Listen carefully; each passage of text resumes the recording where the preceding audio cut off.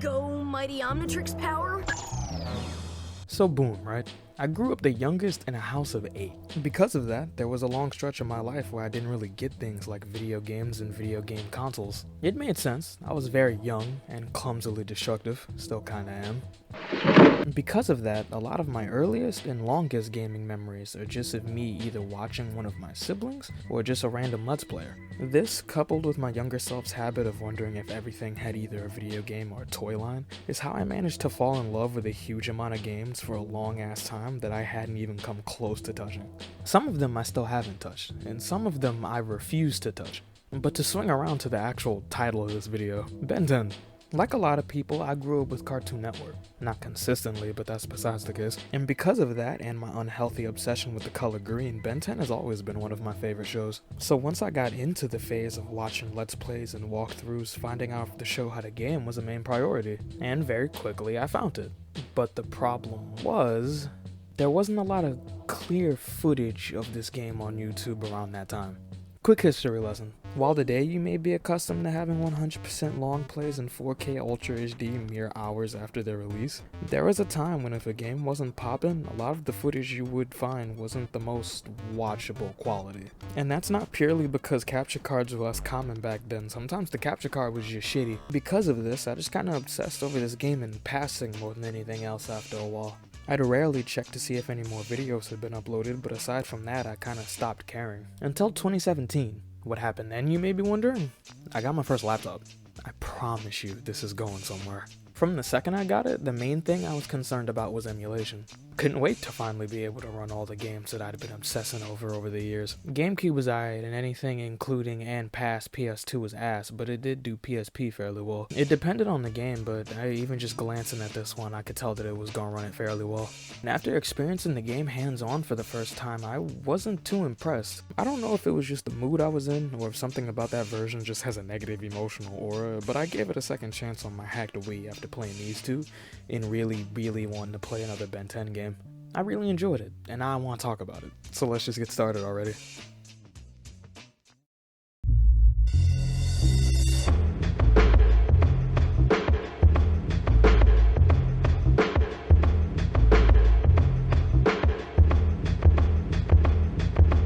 When it comes to development, there isn't actually that much. It's starting to feel familiar already, isn't it? From what we do have though, we can tell that the game was developed by High Voltage Software. They mostly work on existing IPs, even making a few more Cartoon Network games, but they got their start with White Man Can't Jump on the Atari Jaguar. And the only purpose to me mentioning that really is just because I find the game hilarious.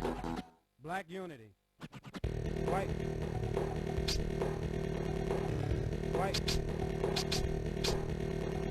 The publisher was D3, who also mostly just publishes licensed games. They even published a majority of the Ben 10 games that came after this, and before.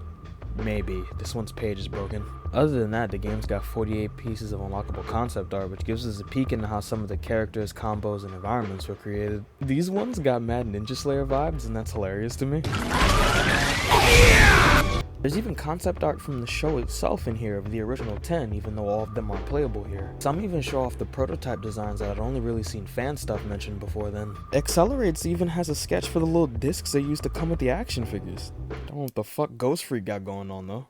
And aside from a few incomplete stages you can load into a cheat, that's all we really know. It sucks that we can't exactly get into the developers' heads with this one, but I'm not surprised. It's a licensed game, and not a super popular one at that. Those of you who clicked on this video may want to know, but the general public doesn't really give a fuck. Instead of just leaving this part on a sour note, I want to commend the developers for the effort they put in. They didn't have to give us the concept art, and it's not exactly something you expect from a licensed game anyway. And that type of dedication can really show sometimes.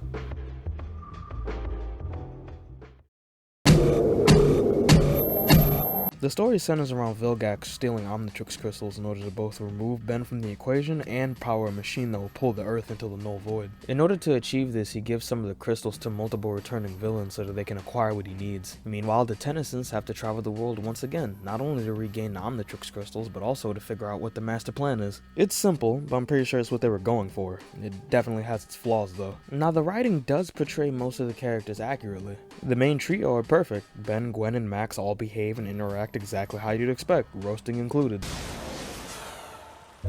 Oh great. The Rolling Wonder? Try not to trip into too many enemies. Vilgax and Ghost Freak are also portrayed pretty well. But where it can falter sometimes is with the implementation of the other villains. The game doesn't exactly give them a lot of setup. Some of them get a vague explanation for why they're helping Vilgax, but I really don't see how this would be helping many of them. And some just kinda show up like Kevin. What's he doing here? I thought he was in the Null Void.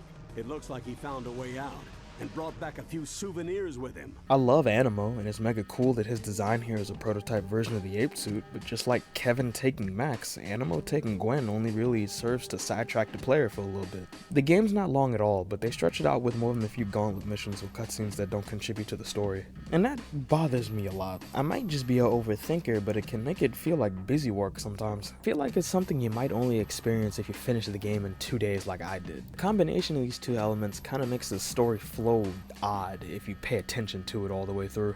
This game's story has its flaws, but it's not awful. It's perfect for the type of game that it is. A lot of the flaws are unnoticeable if you don't think too hard about them like I do. It could have been more, but what it does do is still good, and it serves its purpose well.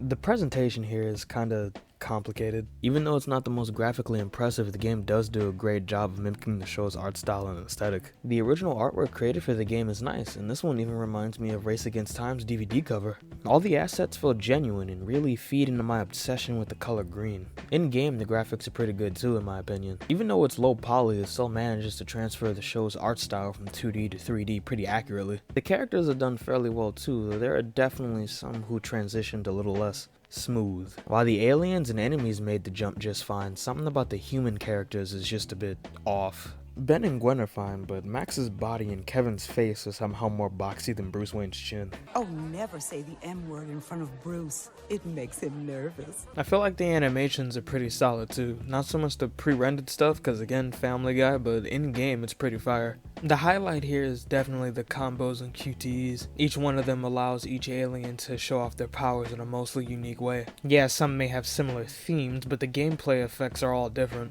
And the QTEs can help the boss fights be really cinematic and definitely help a few of them be more interesting. The environments are also really nice. They have this cel-shaded aesthetic with thick outlines and vibrant colors that really keeps the game from getting too aesthetically boring. You go all around the fucking world in this game, but it does feel like you're just exploring a lot of deserts, caves, empty cities, and labs, so having it look appealing is a plus. The plant boss broke this up by invading the environment and having a pretty unique boss fight in the grand scheme of things, but it's only there to have a crystal. So a lot of that was pointless and it could have been any other boss here. It makes me wish the game did a lot more with this idea, like allowing the villains to invade certain areas of the earth using the crystals to terraform it, but hey, what do I know. The presentation here is kind of impressive when you think about it. Not a lot of licensed games would have gone through the effort to mimic the source material this accurately, and that effort shows. Much like the story, they could have done more, but since we don't know what type of time constraints they were under, I'm happy they put this much effort into it at all.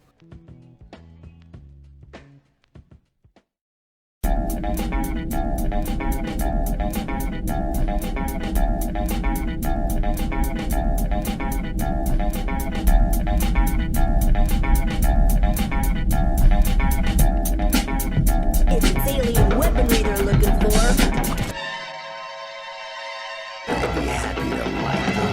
The gameplay is definitely what your main focus is supposed to be here, and the gameplay is pretty great. This game's a beat-em-up action adventure, so you know what that means. Waves and waves of enemies that get more varied as the game goes on. Huge bosses that go down pretty simply. And puzzles and light platforming. The main component out of that hodgepodge is the combat, and I feel like that was handled pretty well. You got 3 buttons here: a light attack, a heavy attack, and alien special move, or in Ben's case, a dodge roll. You can also use motion controls, but I didn't, and I know for a fact you're not going to, so let's move on. It may sound cumbersome at first, but mixing these together makes you some pretty fun combos once you start unlocking them.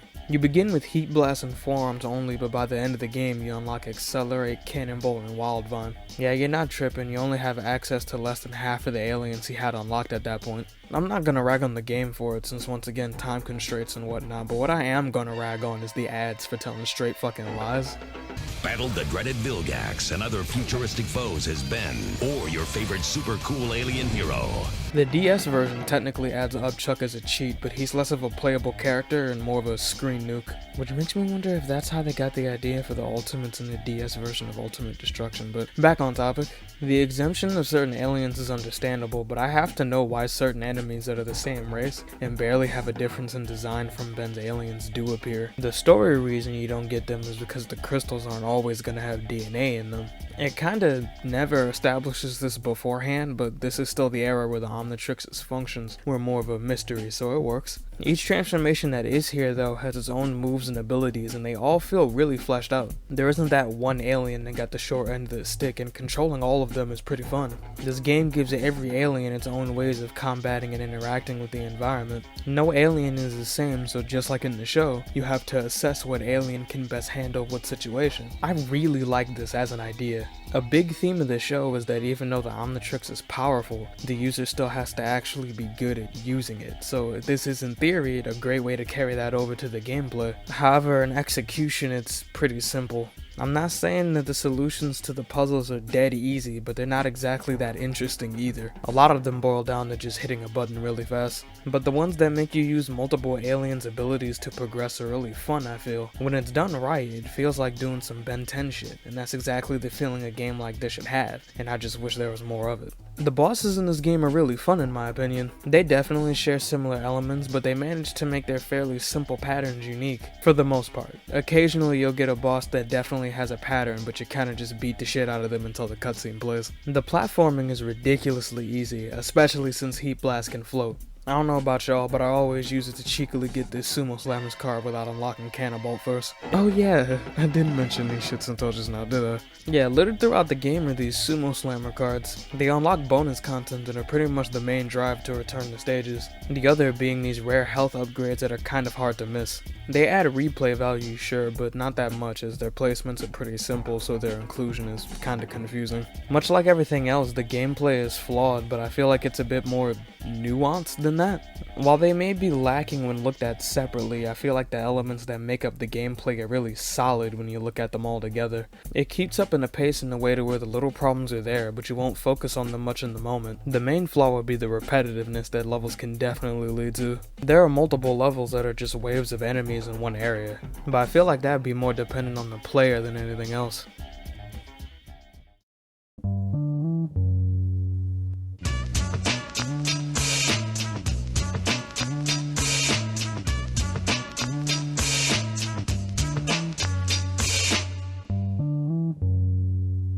My overall stance on this game is weird, not gonna lie. I know it's not the greatest beat 'em up of all time or even the best Ben 10 game, but it's special in a way. This is the only console Ben 10 game based purely off of the original series. Obviously, every show has their own art style and feel, and the games also carry that. The later shows have less of that lighthearted but dangerous tone that this one has. They're more serious and their games capture that. But that leaves this game as an outlier. Its lighter tone and simpler gameplay could match its source material in a deeper way than initially thought. Or I could just be reaching farther than Gwen Stacy, I don't know. Reviews at the time are a lot more positive than I expected. I've noticed with some licensed games, much like movies, critics don't give them a fair enough chance. So seeing this definitely makes me feel like making this video won't be a waste of time. Before we dip out, I got one last thing. Nostalgia is something that's become ever present over the years. If my videos reach their intended audience, we've all experienced it, and we all know nostalgia can blind sometimes. So I'd love to hear what you niggas think. Positive, negative, in between, it don't matter, just don't be a cunt about it. And I'll see you niggas next time.